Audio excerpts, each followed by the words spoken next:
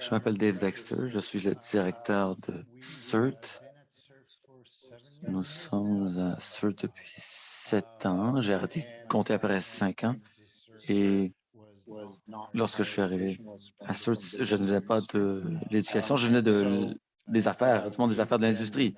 Donc, nous avons développé une relation avec le CRNI.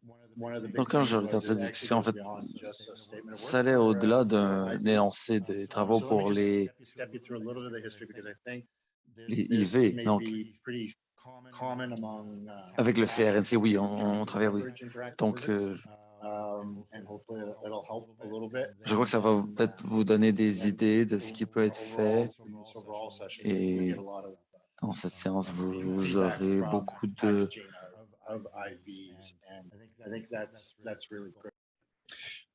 So we focus on the screen industries. Other than in Vancouver, IRAP knows nothing about screen industries, especially if we look at a provincial focus, to which IRAP is very, even though a federal organization, their money is divided provincially. So they didn't know. And also our industry never knew IRAP before. And so we're not on campus. We're on mini campus. So we're down right into the middle of industry. I think that has very strong relevance for the development of our relationship with IRAP and IVs. And even though we're part of the college, vous savez, on fait partie du collège, mais on a un modèle d'affaires à but non lucratif, c'est qu'on ne reçoit de l'argent que du collège pour payer le loyer et tout le reste est déterminé par nous, par nos réussites ou nos échecs. Et on s'assure d'avoir la bonne équipe et bon niveau d'innovation dans l'industrie. La relation entre le Paris et le CNRC est traditionnelle. C'est quelque chose qui existait avant. On travaille beaucoup avec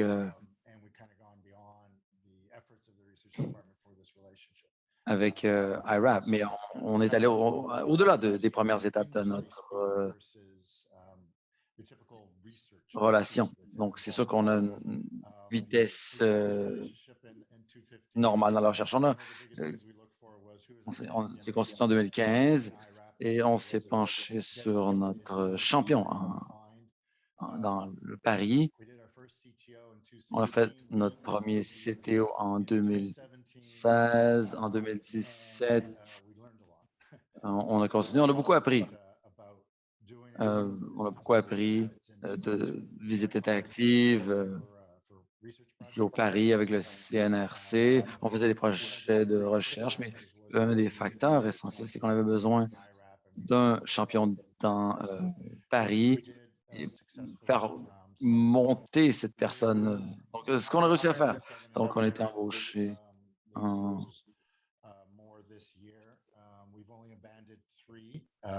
Donc, on a tiré des leçons de cette expérience en matière de développement et on a fait plusieurs CTO plusieurs années, sauf une de ces années. Et ensuite, maintenant, on est parti au Canada. On se concentre sur des actions avec d'autres organisations. On travaille avec des collèges. Enfin, le collège du Durham est un collège non CAT ou pré-CAT pour opérer l'ordre du jour national du Paris. Et on essaie de faire de plus en plus de collaborations comme ça.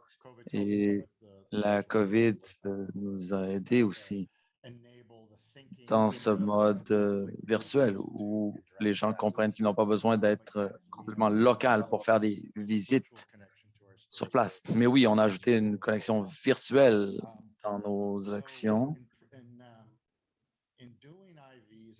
Donc, en faisant des...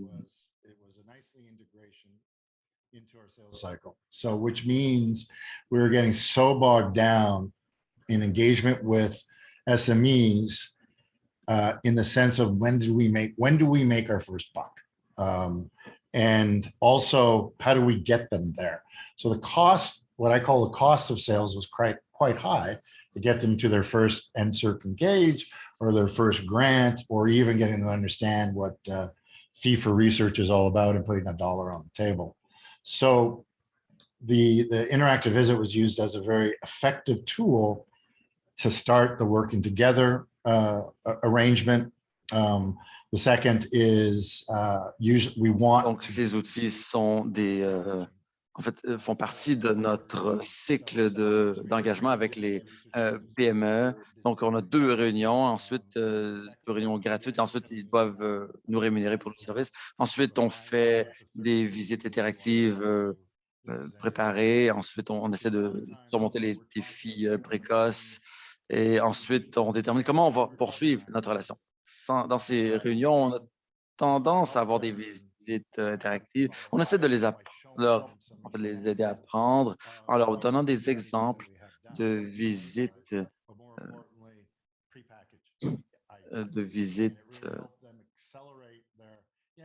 réorganisées. Donc, on dit, bon, on a mis 150 $ sur la table, travaillons ensemble. Et cet engagement est très important parce que si vous mettez $1 sur la table, d'argent comptant, ça fonctionne. Vous obtenez la signature des autorités, ils s'engagent à travailler dans le projet. Donc, on essaie de déceler les tendances dans l'industrie.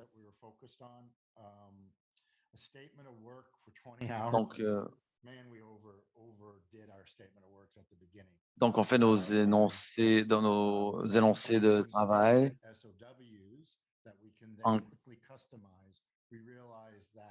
en créant des paramètres. On détermine où on en est dans nos projets. On détermine s'il y avait, par exemple, 20 heures de travail de prévu, on doit s'assurer que c'est 20 heures, sinon on n'est pas rémunéré pour les heures supplémentaires. On n'a pas vraiment réussi à déterminer qu'est-ce qui se passe dès que les 20 heures sont terminées, se sont écoulées.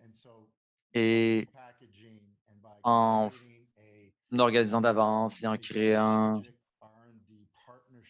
un partenariat de recherche-développement stratégique avec eux et en sachant quelles sont les prochaines étapes, si le défi est réussi, ou si l'intégration ou la livraison de la première visite interactive est faite, c'est ça qu'on s'est dit qu'on devait faire. Et en montrant non seulement des visites interactives organisées et aussi une contribution envers l'organisation, et en déterminant quelles sont les prochaines étapes. Et ça peut être la recherche rémunérée. En fait, la question, c'est qu'il faut de l'argent pour poursuivre la recherche. Une fois, c'est des subventions qui vont couvrir ça. Ça nous permet de nous assurer que nous nous engageons dans un partenariat à plus long terme. Mais sur notre liste, nous avons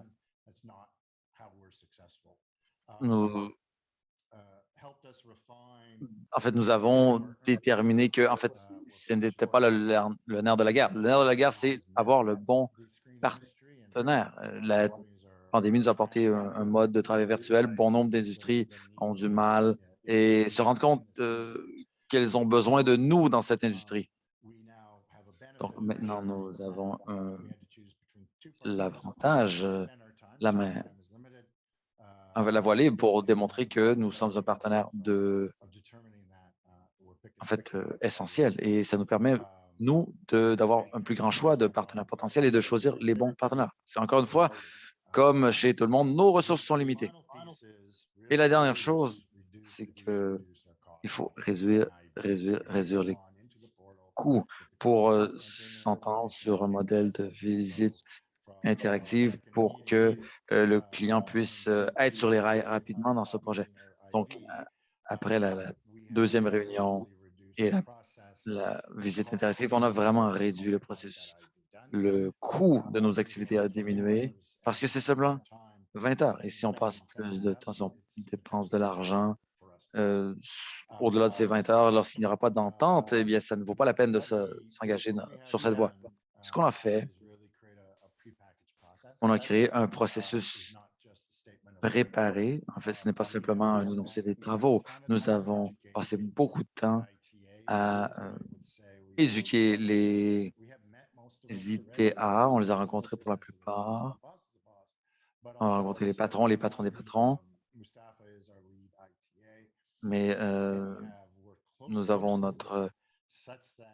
nos agents des technologies de l'information. Nous avons trouvé une personne ressource, un agent des technologies de l'information qui agit comme personne ressource si quelqu'un a une question ou a besoin d'aide ou a une demande de la part du partenaire ou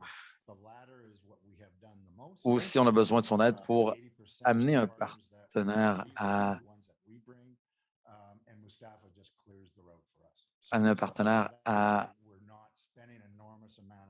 au pari. Donc, dans ce cas-là, on n'a pas besoin de passer autant de temps d'intégrer ce partenaire dans le système, de faire rencontrer, en fait, de le mettre en relation avec notre agent des TI.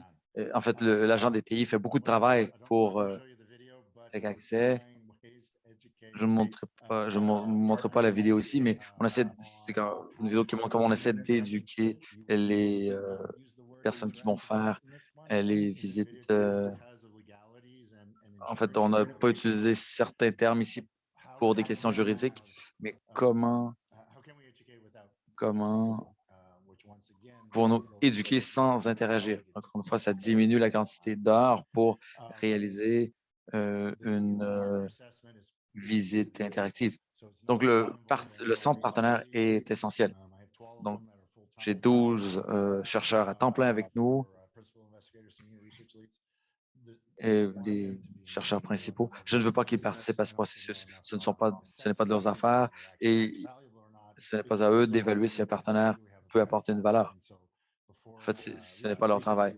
Donc, avant de mettre en jeu un chercheur, nous avons un processus complet. Nous avons un processus opérationnel pour aller chercher les 250.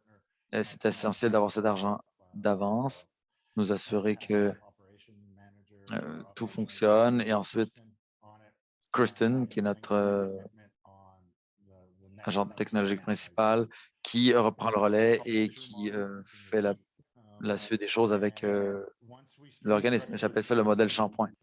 Lorsqu'on fait la première visite interactive sur place, c'est là qu'on peut utiliser ça pour vendre à d'autres entreprises, d'autres partenaires de l'industrie. Ça nous permet de raffiner l'énoncé des travaux qu'on fait en 20 heures. Et c'est un outil de marketing. Ça nous permet de montrer qu'est-ce qui se déroule en coulisses et ça peut aller attirer d'autres partenaires. Ça montre aussi la valeur d'une visite interactive et d'un passage aux prochaines étapes. Donc, on s'en sort bien parce que ça fait 10-11 ans qu'on le fait, qu'on travaille sur les défis d'innovation auxquels on fait face dans l'industrie. Et un de ces défis, c'est de reconnaître les défis pour les entreprises dans l'industrie qui veulent tirer parti de cette innovation, intelligence artificielle, 5G, production virtuelle, etc.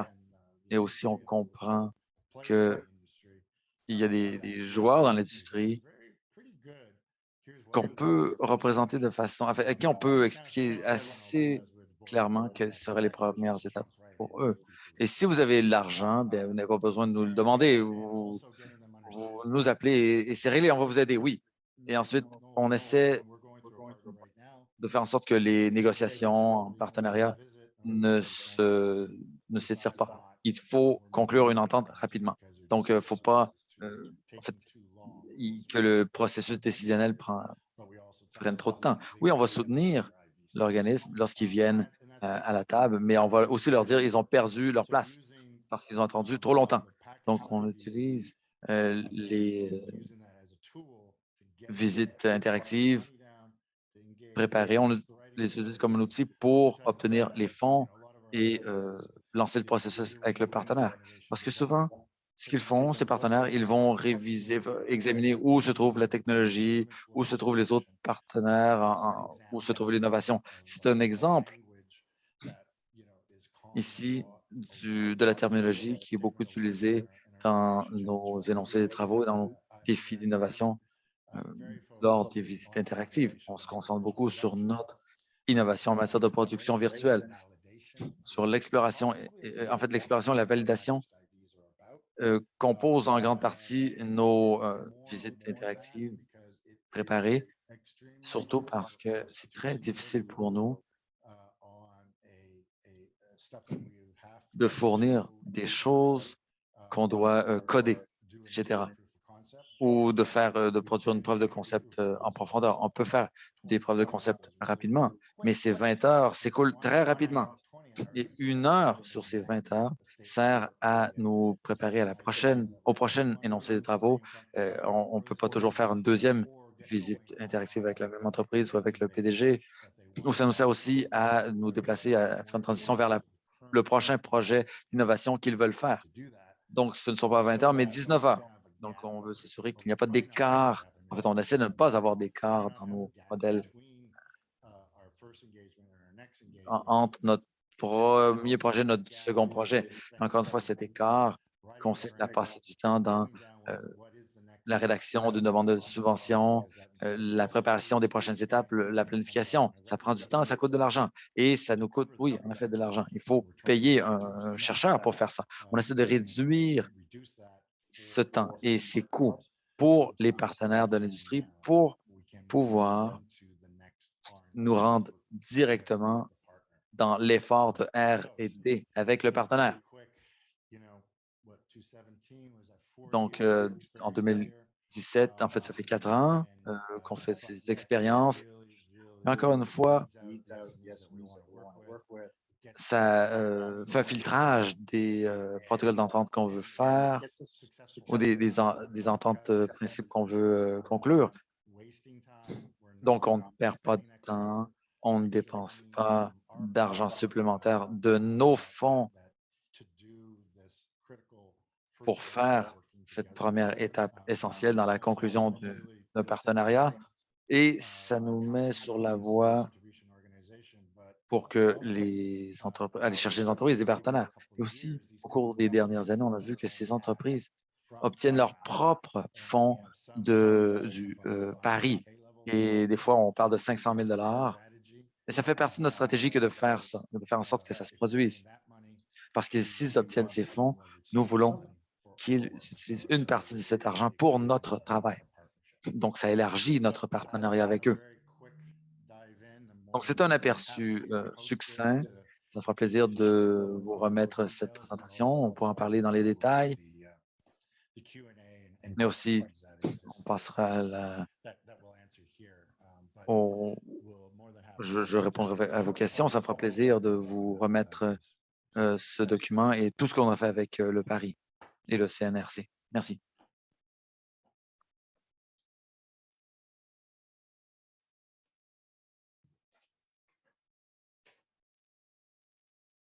Donc, bonjour.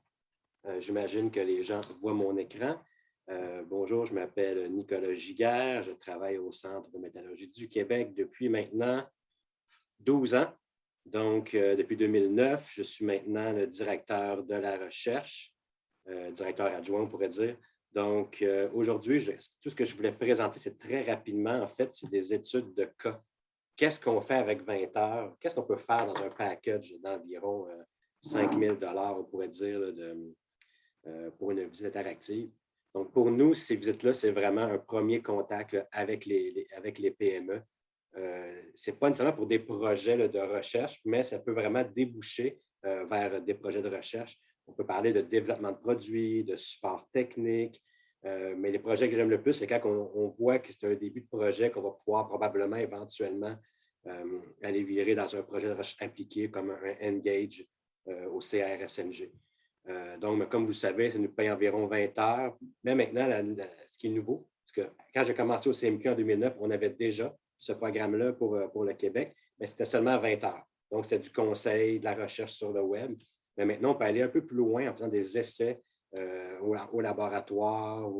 Donc, on a plus de flexibilité pour aider nos clients. Donc, jusqu'en 2018, je vous dirais, on en faisait 3 ou 4 là, par année.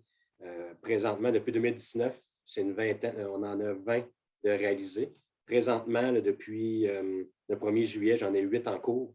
Puis, depuis l'année financière du CNRC qui a commencé au mois d'avril, je parle environ d'une douzaine, 4-5 de terminés, puis 8 en cours. Là. Donc, ça va assez bien. Je trouve que le site web marche parfaitement bien là, pour le portail web de Tech Access pour réaliser ça. C'est moi qui les gère tout et puis ça va très bien. Et puis, là, en gros, à l'œil, là, on a environ le tiers de ces projets-là de visite interactive qu'on est capable de tourner en plus gros projet, comme un projet Engage, justement. Donc, rapidement, je veux juste vous montrer les 5 petits cas et puis qu'est-ce qu'on a fait pour l'environ de 5 000 de budget. Donc, premier cas, j'ai un client qui produit des poudres métalliques de titane, mais par un procédé qui est différent de ce qui est utilisé généralement. Et lui, il veut avoir une preuve de concept que sa poudre peut être utilisée dans un procédé là, qui s'appelle le dépôt sous énergie dirigée. Donc, sa morphologie est différente. Donc, la visite est très rapidement faite. Donc, on a statué avec lui une pièce qu'on voulait produire en impression 3D. On a travaillé un peu sur le modèle, sur la modification pour ce procédé-là comme tel. Donc, environ 5 heures de temps ingénieur. Par la suite, pour produire une pièce dans ce procédé-là, il faut vraiment développer les paramètres de projection de la poudre comme telle. Donc, 5 heures d'ingénieur et une dizaine d'heures de temps machine. Et puis, là, après, une fois qu'on a les paramètres faits sur les coupons, on est capable de développer le paramètre, donc de l'imprimer. Et bien sûr, tout ce qui est le rapport et le project, je cherche en français, le project management, environ le 5 heures. Donc, tout ça, on a utilisé nos 20 heures. On a mis une vingtaine d'heures de temps machine aussi dedans. Et donc, on était capable de rentrer dans une enveloppe de un peu plus de 5 000 $. Donc, le client, lui, s'est retombé comme tel. C'est qu'il y a vraiment, je ne peux pas le montrer malheureusement, mais il y a un prototype qui démontre que sa poudre, par ce procédé-là, elle est dépôt. On peut s'en servir pour faire de l'impression 3D. Donc, ça, c'était plus comme une preuve de concept. Ici, c'est un de mes clients, un bon client avec qui j'ai collaboré dans plusieurs choses, qui m'est arrivé avec un problème. Usine d'un alliage de la série CML d'aluminium, ce qu'il ne fait pas habituellement. Puis, il se rend compte qu'en sortant du tour d'usinage, sa pièce est corrodée. Donc, après 5 heures d'usinage, sa pièce est corrodée, puis il n'a jamais vu ça avant. Donc, il nous a approchés, il nous a demandé qu'est-ce qui a causé ça, comment on peut l'éliminer ou comment on peut au moins le diminuer ça. Donc, avec notre chercheur en corrosion, on a fait un plan, on est allé le visiter. On a fait un plan sur, prendre cet alliage-là, le tester dans différents milieux par des essais de laboratoire qu'on appelle de la potentiodynamique, un peu de microscopie électronique à balayage, pour être capable de voir l'effet ou le comportement de cet alliage-là dans différents milieux. On a même fait aussi analyser son huile de coupe, dans laquelle on a trouvé des choses assez intéressantes pour limiter le contrôle, pour limiter la corrosion, justement. En même temps, on a fait une revue littérature de quelques heures sur ce type de corrosion-là, puis qu'est-ce qui peut être utilisé. Donc, en bout de ligne, avec le client, on a trouvé c'est quoi le mécanisme de corrosion, comment on a suggéré aussi de contrôler le chlore dans son fluide, ce qu'il a fait. Et puis, on a mis en place avec lui un mécanisme qui diminuait de beaucoup la corrosion galvanique qui avait été identifiée. Donc, on parle d'une augmentation. À la place d'avoir un taux de rejet de 20 il était plus un taux de rejet, un taux de rejet de 80 on est descendu à un taux de rejet de plus de 10 environ là, avec ce qu'on a mis en place avec le client. Donc, encore là, tout ça, c'était packagé dans une courte visite interactive. Des fois aussi, c'est seulement la modélisation. Donc, on a un client qui produit des cuves pour faire du biocharbon. Donc, c'est des cuves, c'est un système assez compliqué là, de cuisson à très haute température. Et puis, ils sont en train de produire leur nouvelle cuve. Et puis, on travaille sur d'autres projets avec eux là, présentement, justement. Ils nous ont demandé simplement de modéliser l'écoulement de la chaleur à travers de leur système. Donc, c'est relativement simple. Ils voulaient avoir l'écoulement de base pour être capable de le modifier après puis déterminer quel modèle ils devraient faire, puis en combien d'unités qu'ils devraient avoir, tout ça pour optimiser finalement leur consommation et les coûts de construction du nouveau système. Donc, en gros, c'était des heures d'ingénieur de modélisation et puis des heures d'utilisation qu'on a chargées aussi du logiciel de simulation. Donc, avec ce cas-là, le client, là, il était capable d'utiliser le modèle qu'on a développé avec lui pour maximiser là, la chauffe de son système et puis l'efficacité, en fait, de son système en modifiant là, tout ce qu'on avait mis en place avec lui. Donc, en regardant comment ça se comporte présentement et comment l'optimiser pour le futur. Donc, ça a été quand même assez très court. Là. Ce qui se passe sur un ordinateur seulement, c'est toujours plus court. 4e cas sur 5, On a des clients qui fabriquent des lames pour la coupe du bois. Et puis, ils veulent augmenter la durabilité de leurs lames. Et ils sont arrivés déjà avec une idée. Ils disent, nous, on veut se tourner vers les produits, les lames d'acier. Donc, ce que vous voyez ici à droite, ce n'est pas la lame centrale, c'est tout ce qui est les petits pointus sur le pourtour là, de la lame qui est l'acier qui sert à équarrir le bois, enlever l'écorce ou rendre les troncs d'arbres un peu plus carrés. Donc, ils voulaient travailler là-dessus. Puis, ils avaient déjà identifié, moi, je veux aller vers la métallurgie des poudres pour ces alliages. Donc, en fait, c'était simplement ceci de la revue de littérature. Donc, qu'est-ce qui existe sur le marché, les différents aciers, par métallurgie des poudres, qu'est-ce qu'on peut faire aussi? On a accès à des bases de données scientifiques, donc aussi la recherche dans les dernières années sur les nouveaux types d'acier qui peuvent être utilisés. Puis on a fait un rapport. Mais ce rapport-là, il était quand même assez consistant. C'est un rapport d'environ 35 pages, si je me souviens bien, donc qui présente là, vraiment une revue détaillée des aciers à outils qui peuvent être utilisés en métallurgie des poudres, comment ils sont mis en forme et puis comment choisir, comment faire un choix éclairé là-dedans. Et puis, justement, on avait sélectionné, dans ce qu'on avait vu avec lui, on avait sélectionné 4 candidats, des nouveaux alliages là, qui pourraient être utilisés pour lui. Et justement, on dépose présentement là, une subvention d'engagement partenarial sur ce sujet-là à ce moment-ci. Donc, pour terminer, un peu un cas semblable encore, on a un client qui fait des scies qui coupent la viande dans l'industrie alimentaire. Et puis, il y a eu des cas de bris en service. En fait, ce qu'il voulait savoir, le client, c'est là, pourquoi mes lames brisent en service? Quelle est la cause? Comment je peux régler le problème et comment je pourrais améliorer ce que j'ai déjà là, comme produit. Donc, encore là, c'est un projet qui est en train d'écrire un Engage pour le CRSNG.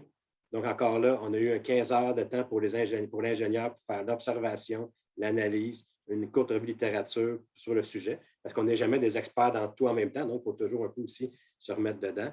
Un rapport qui a été émis à la fin, qui contenait une étude métallurgique complète. Donc, complète dans le sens de peu d'échantillons et puis quelques tests seulement, mais c'est les tests qui sont suffisants de base pour déterminer les causes de la rupture, de montrer à quoi ressemble leur produit sous un microscope, ce qu'ils n'ont à peu près jamais regardé déjà.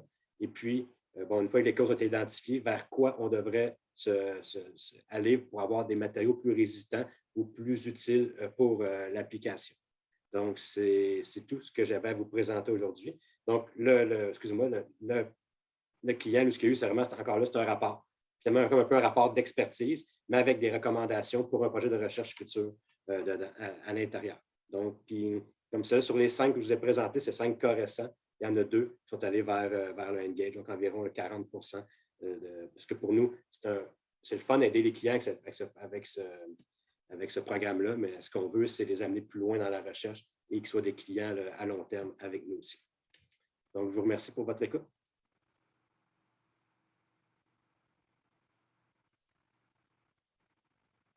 Arrêtez le partage.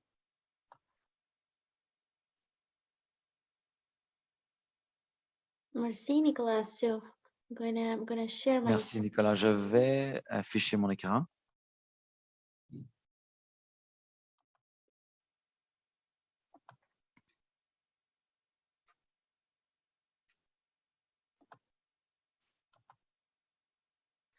Yeah, so I'm Anna Cristina, Senior Food Je m'appelle Scientist. Anna-Christina Vega-Lugo, scientifique principale au Centre canadien, à l'Institut canadien d'innovation en aliments et en vin.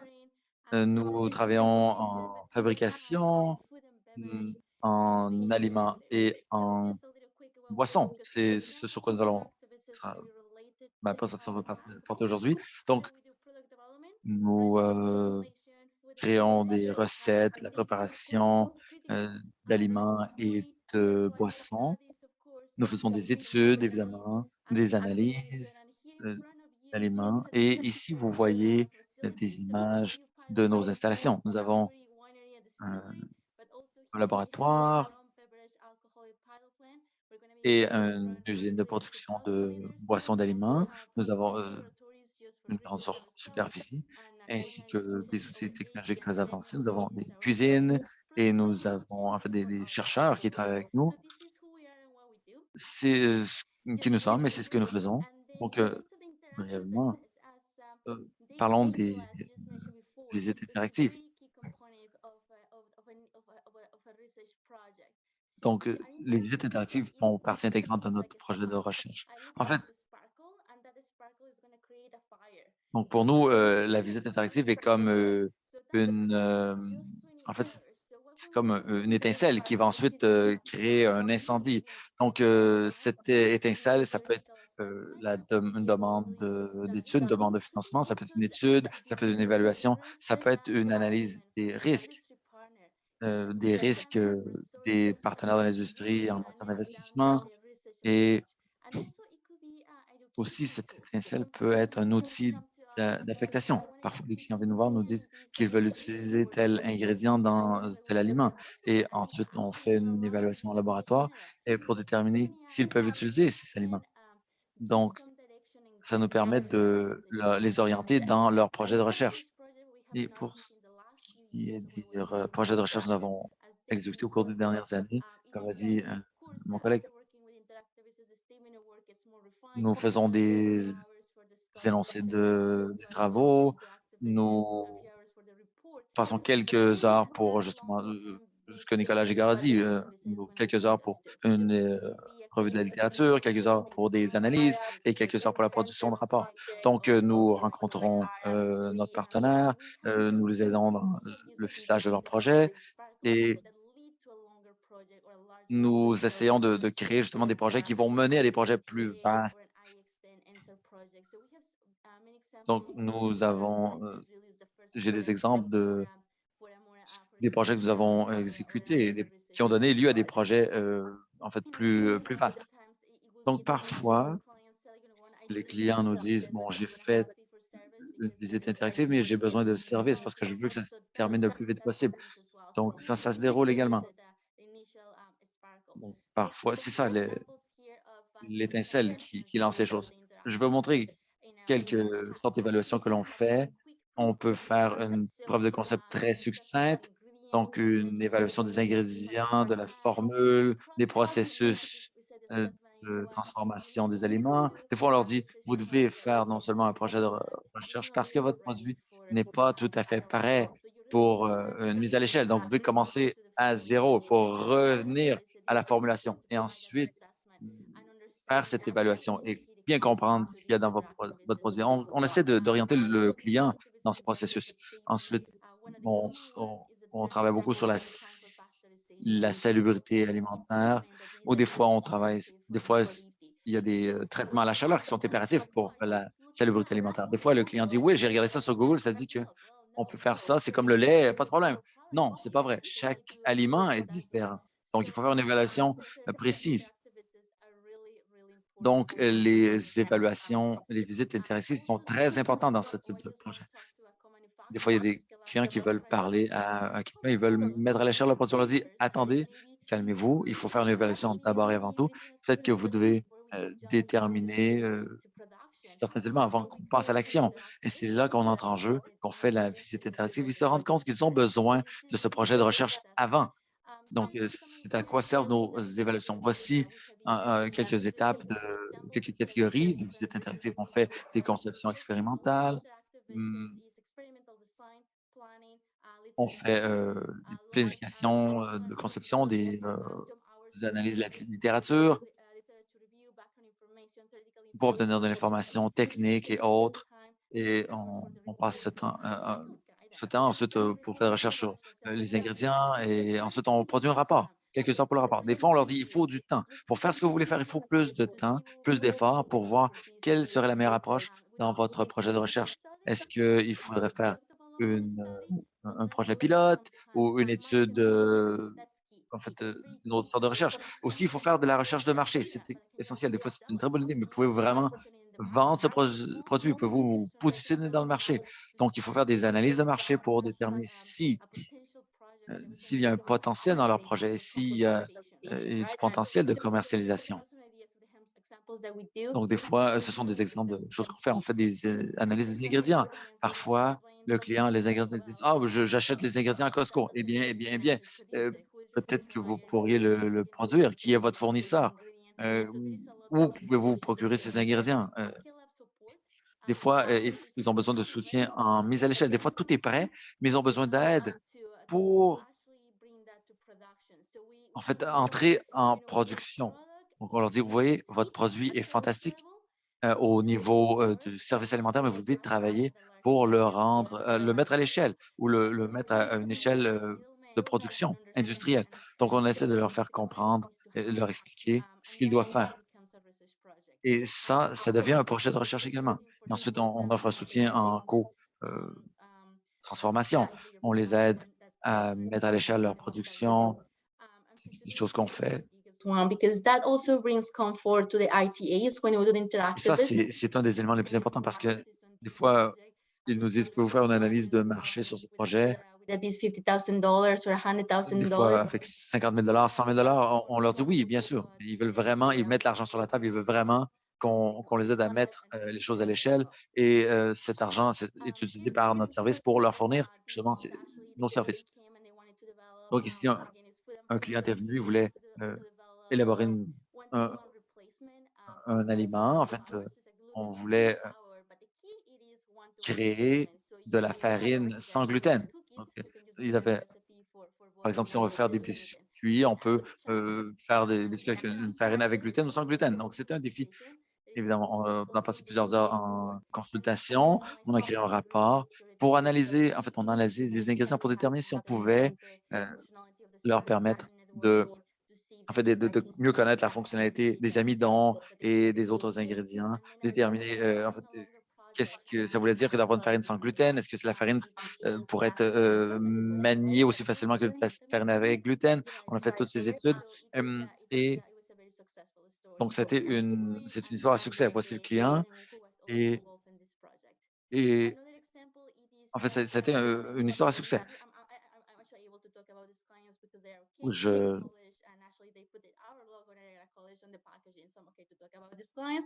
donc, je ne parlerai pas de ces clients parce que bon, c'est un client, je vais en parler un peu, c'est un client polonais. Miski, c'est un distributeur d'ingrédients. Et ils sont venus nous voir, ils ont dit, on veut faire quelque chose de différent. On voudrait créer un produit qui a des ingrédients qui se vendent. Qu'est-ce qu'on peut faire? Donc, je leur dis, je crois que vous devez faire une évaluation du marché pour déterminer quels sont vos ingrédients, quel type de produit serait plus prometteur sur le marché et qui est votre marché cible. Donc, on a fait une évaluation du marché avant la visite interactive et ensuite, on a fait un OCE, CVTE pour élaborer les produits. Les produits sont maintenant sur le marché. Ça me fera plaisir de répondre à vos questions, d'engager la discussion avec vous. Je suis ici pour vous. Merci. So I think if anyone has a question, probably the best is Si to quelqu'un a raise. une question, le mieux, c'est de lever la main. On va faire les choses à l'ancienne ou de poser vos questions dans le chat. J'ai une question pour Yana.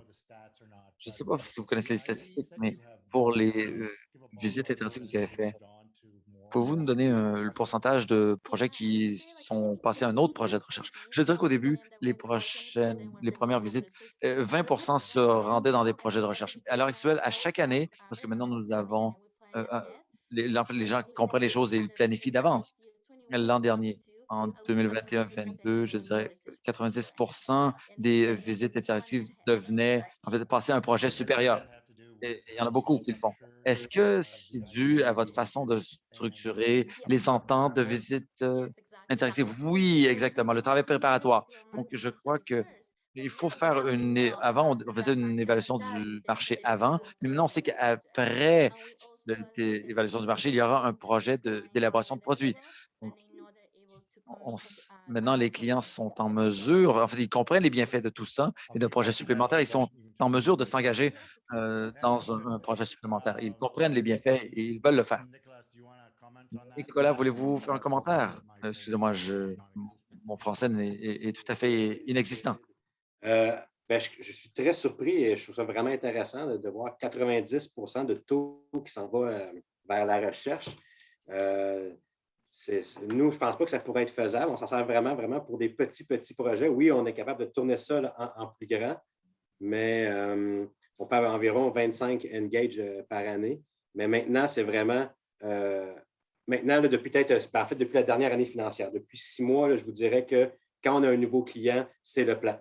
C'est Interactive Visit, Engage, ARD. C'est depuis là, 6 mois. Là, avant, on s'en servait plus à la façon unitaire, mais maintenant, on essaye, comme vous avez montré, là, de répondre aux besoins du client, puis en même temps, de se créer un peu du travail pour nous en même temps.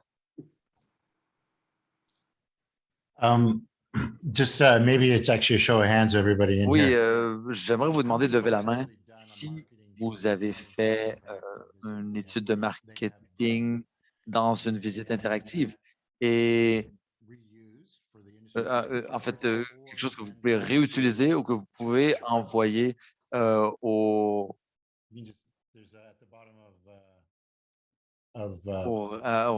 Rappi. Oui, il y a un bouton réaction au bas de Zoom. Au Paris, combien de personnes ont fait ces études de marketing et ont réutilisé ça avec le Paris? La raison pour laquelle je pose la question, c'est que comment faire en sorte que plus d'entreprises viennent vous voir et comprennent ce qu'elles peuvent faire grâce à une visite interactive et qu'elles peuvent en fait remplir votre carnet de commandes. Non seulement des partenaires d'industrie, mais aussi faire en sorte que les ETA comprennent. Au début, les ETA ne voulaient pas vraiment le faire. C'était difficile de les convaincre. Ensuite, les ETA ont commencé à comprendre et c'était plus difficile par contre. Et maintenant, on commence à remettre quelque chose aux ETA pour leur donner des exemples de visites interactives pré-organisées ou d'autres types de visites interactives qu'ils peuvent faire. Nicolas? Merci. Vous, j'ai l'impression, je comprends que David, vous travaillez avec un représentant là, du IRAC. Nous, on travaille avec tous ceux du Québec, je vous dirais, puis de l'Ontario, donc on les connaît moins, mais on a organisé, Tech Access Canada a organisé avec quelques centres collégiaux dernièrement de présenter ce qu'on fait aux ITAs, donc de faire comprendre ce que nous, on fait. Et puis aussi régulièrement, ceux qu'on connaît au Québec, quand il y a des nouveaux, ils viennent visiter le CMQ pour pas que seulement ce soit nous, parce que souvent, c'est nous qui recommandons nos clients d'aller voir le Paris pour revenir. Mais c'est fun quand le conseiller du Paris nous connaît déjà et quand il reçoit des questions directement à lui, nous réfère comme tel. Donc, se faire connaître de nos différents conseillers, c'est vraiment super important pour la réussite de ce programme-là. Merci.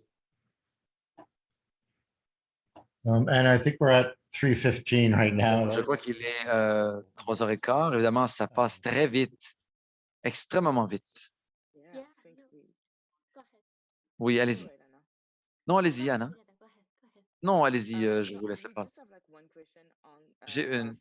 Il y a une question. Pour Nicolas. De Stéphanie Clévaux. Avec la disparition des engagés, quel sera le nouveau plan? Dire que les Engage vont disparaître, ce n'est pas nécessairement vrai. Le programme n'existera plus au CRSNG, mais il sera géré par les collèges directement, par le programme plateforme, à ce que j'ai pu comprendre. Donc, on va avoir de l'argent encore pour faire des projets, mais sans toujours déposer au CRSNG. Par contre, je sais que l'enveloppe sera beaucoup plus petite parce que nous, ici à Trois-Rivières, on est 3 centres collégiaux dans le même collège. Et on a déterminé dernièrement qu'on faisait environ 60 engages par année.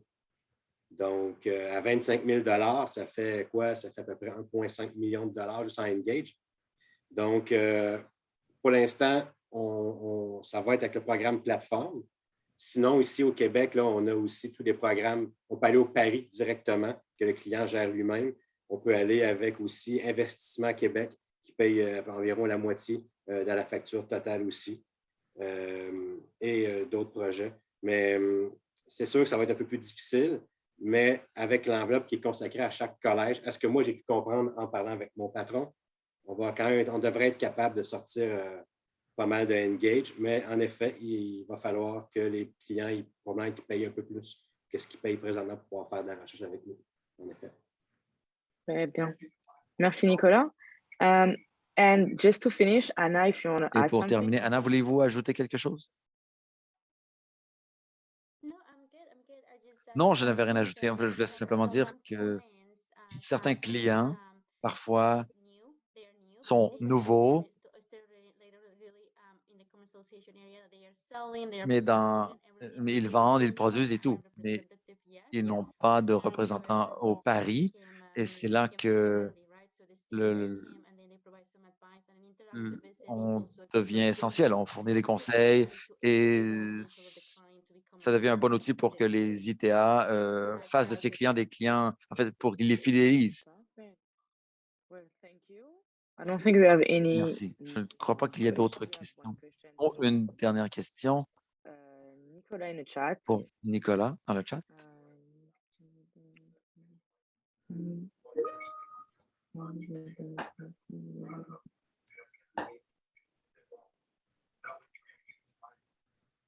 Une très bonne question dans le chat. C'est comment on peut déterminer combien de temps que ça va nous prendre à faire. Mais écoutez, ça, c'est l'expérience, c'est le risque. Pour nous, on voit la visite interactive comme aussi un marketing, un investissement. Dans ce cas-là, c'est un client avec lequel on a déjà un autre projet. Mais c'est toujours, tous les fee-for-service, tous les offres de services comme ça sont toujours très serrés. Mais quand on sait qu'on ne sait pas combien de temps que ça va prendre, le client est toujours averti qu'il pourrait avoir des frais supplémentaires s'il modifie trop. Il y a des clients, des fois, qui nous font avoir 12 réunions. Donc, on n'est pas encore rendu à installer des frais pour la 3e réunion, mais je trouve ça très intéressant, cette approche-là. Vraiment qu'on perdrait moins de temps avec beaucoup de clients. Écoutez, c'est difficile à déterminer. Vraiment, là, on essaie du mieux possible d'évaluer le temps et puis d'informer le client là, si ce n'est pas possible. Je n'ai pas de réponse parfaite pour vous. And I think I'll add a comment to that is Oui, ce que j'ajouterais, c'est la recherche appliquée. Peut-être que ça ne fonctionnera pas, mais l'entreprise le sait et elle sait aussi que s'il faut faire plus de travail, ils doivent s'engager à payer davantage, sinon nous allons arrêter. Et une des choses qu'on a fait, en fait, à l'extérieur des visites interactives pour du travail subventionné, c'est de fournir des contrats de soutien préalables. Donc, ils peuvent utiliser ça, ils peuvent acheter 5 heures, 10 heures pour continuer le travail. Au moins, on a une solution pour eux, plutôt que d'arrêter et d'attendre. S'ils ont déjà fait 2 visites interactives, en fait, plutôt d'arrêter le projet net sec. Merci beaucoup. Je crois qu'il n'y a pas d'autres questions. Thank you, Nicolas. Thank you, David. Merci Nicolas, merci David, merci Anna pour vos présentations. Maintenant, nous allons prendre une pause. Nous serons de retour à 3h30. Vous pouvez aller dans la salle de votre choix pour la dernière séance. Merci beaucoup. Merci.